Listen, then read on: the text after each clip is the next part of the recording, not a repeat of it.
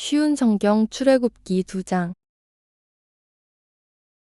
레위 집안의 한 사람이 에위 집안의 어떤 여자를 아내로 맞아들였습니다.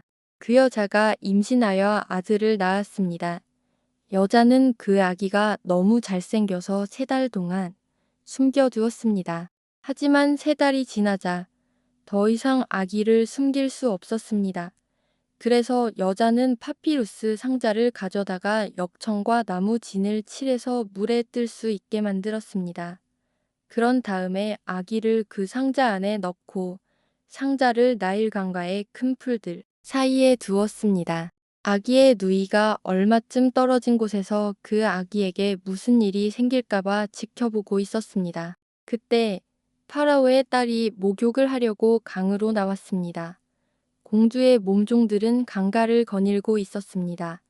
공주가 큰 풀들 사이에 있는 그 상자를 보고는 몸종을 시켜 그 상자를 가져오게 했습니다. 공주가 상자를 열어보니 거기에는 남자아이가 울고 있었습니다. 공주는 우는 아이를 보자 불쌍한 생각이 들었습니다. 그래서 공주가 말했습니다. 이 아이는 틀림없이 히브리 사람의 아기일 거야. 그때에 아기의 누이가 나가서 공주에게 물었습니다. 제가 가서 이 아기에게 젖을 먹일 히브리 여자를 구해올까요? 공주가 말했습니다. 그래, 그렇게 하여라. 그래서 아이의 누이는 가서 아이의 어머니를 데리고 왔습니다. 공주가 그 여자에게 말했습니다. 이 아기를 데려가서 나를 위해 젖을 먹여주면 내가 그 삭슬 주겠다.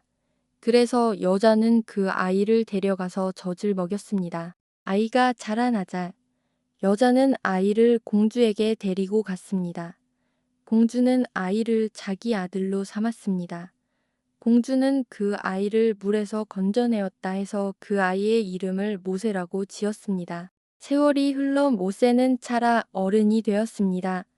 어느 날 모세는 자기 백성인 히브리 사람들을 찾아갔습니다. 모세는 그들이 힘들게 일하는 모습을 보았습니다.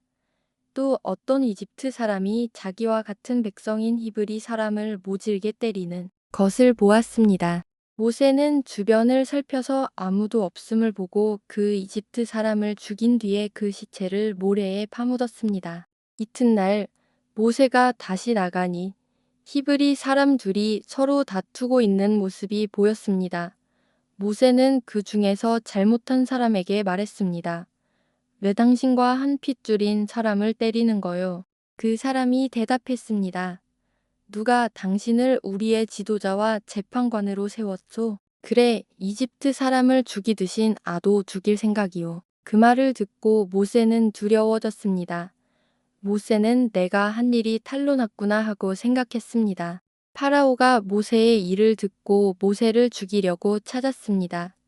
그러나 모세는 파라오에게서 달아나 미디안 땅으로 도망가 살았습니다. 하루는 모세가 우물가에 앉아 있었습니다. 미디안에 7딸을 둔 제사장이 있었습니다. 그의 딸들이 아버지의 양떼에게 물을 먹이려고 그 우물로 왔습니다.